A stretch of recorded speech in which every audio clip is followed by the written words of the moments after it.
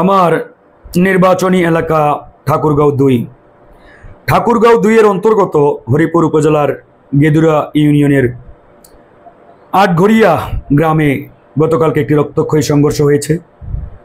তারপরে পরিস্থিতি আজকে আরও প্রকট আকার ধারণ করেছে। আমি যতটুকু জেনেছি এবং বিভিন্ন সোর্স থেকে খোঁজ নিয়েছি, কথা বলেছি, অনবরত যোগাযোগ রাখছি, এলাকায় একটি স্বার্থান্বেষী গ্রুপ, স্বার্থবাদী গ্রুপ তাদের ব্যক্তিগত স্বার্থের জন্য এই পরিস্থিতিকে পিছন থেকে উস্কে দিচ্ছেন।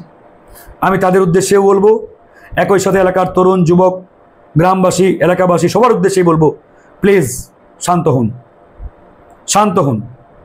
আজকে আপনারা এই সংঘর্ষ যত ল্যান্ডি করবেন, বড় করবেন, আলটিমেটলি ক্ষতি কিন্তু আপনারা নিজেদেরই করবেন। আজকে আমার এই শান্ত জনপদ অশান্ত হলে পঞ্চগড়ের মানুষ কিন্তু ক্ষতিগ্রস্ত হবে না, দিনাজপুরের মানুষ কিন্তু ক্ষতিগ্রস্ত হবে না আপনারা, আমরা, আমাদের এলাকার মানুষ। তাই যে কোনো মূল্যে আমাদেরকে পরিস্থিতি শান্ত করতেই হবে। আমি জেলা প্রশাসক, ঠাকুরগাঁও জেলার পুলিশ সুপার, ইওনো, ওসি এবং ভারপ্রাপ্ত কর্মকর্তা যারা রয়েছেন তাদের সাথে অনবরত কথা বলছি, যোগাযোগ রাখছি এবং এই পরিস্থিতি কিভাবে নিয়ন্ত্রণ করা যায় এবং যে ঘটনাকে কেন্দ্র করে আজকের এই পরিস্থিতি তৈরি হয়েছে এটি সমাধান করা যায় সে বিষয়ে কাজ আমরা শুরু করেছি। ইনশাআল্লাহ আমি বিশ্বাস করি আমরা আপনাদের নিয়ে ওই ঘটনাটির একটা সুন্দর সমাধান করতে পারবো, একটা সুন্দর সমাধান ইনশাআল্লাহ হবে। তার জন্য আমাদের প্রথম এবং প্রাথমিক প্রধানতম কাজ হচ্ছে যে কোনো মূল্যে আমাদের শান্ত থাকা, পরিস্থিতি শৃঙ্খলার মধ্যে রাখা। আজকে আপনি একজনকে হামলা চালালেন, আক্রমণ করলেন, এর ফলাফল কি হবে? কালকে আপনি ওই এলাকায় যাবেন, তারা আপনার উপরে আক্রমণ চালাবে, তার মানে এই আক্রমণ চলতেই থাকবে। ক্ষতিগ্রস্ত কে হবে? আপনারাই হবেন।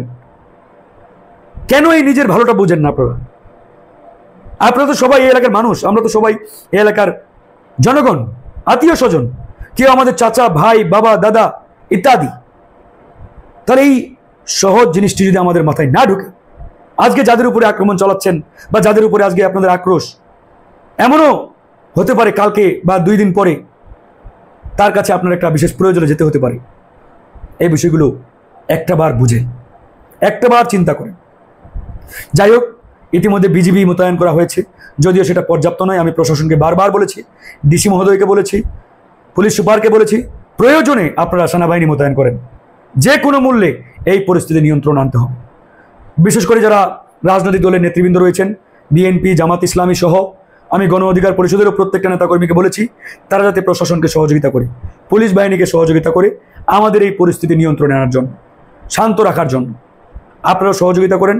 ইনশাআল্লাহ আমাদের এই শান্ত জনপদকে আমরা শান্ত রাখতে চাই, আমাদের এই শান্ত জনপদকে আর অশান্ত করতে চাই না। প্লিজ আসুন আমরা সম্মিলিতভাবে কাজ করি, এলাকার উন্নয়নে, এলাকার স্বার্থে আমরা মিলেমিশে এই জনপদকে শান্ত রাখি। ভালো থাকবেন। আসসালামু আলাইকুম ওয়া রাহমাতুল্লাহ।